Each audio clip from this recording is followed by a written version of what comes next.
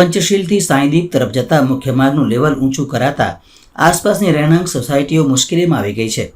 ખાસ કરીને Varasiya ring road વિસ્તારની સોસાયટીઓ હવે નીચાણમાં આવી ગઈ છે, જેનાથી ચોમાસા દરમિયાન ભારે પાણી ભરવાની આશંકા વ્યક્ત કરવામાં આવી રહી છે।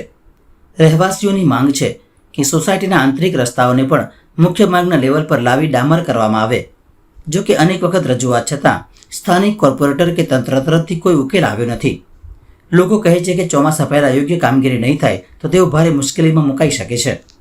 नंबर 4 में रहते हैं प्रगति नगर में, और नया ये रोड बनने से हमारे सोसाइटी लगभग 1.5 फुट खड्डे जैसे पोजीशन में आ गई है, और उसका 3/4 भाग जो है मतलब कुछ एक से 1.5 फुट डाउन है, और पानी बारिश होता है तो लग जाता है और परेशानी होती है और रोगचाड़ा फैलता है।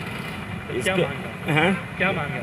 हमारा रिक्वेस्ट है कि इसमें कॉरपोरेशन कम से कम डामर वगैरह डाल के इसका थोड़ा फिनिशिंग और लेवलिंग कर देवे, ताकि थोड़ा पानी भी कम लगे और लोगों की सुविधा रहे। कितने समय से समस्या है? ये लगभग ये नया रोड बना है तभी से समस्या है। हम बारिशों में खुद परेशान हो के साफ़ सफाई करते हैं, कॉरपोरेशन वाले कोई आते नहीं हैं, और हम कई बार रिक्वेस्ट भी किए, कोई नहीं आता है। कॉरपोरेटर को रजूआत किया?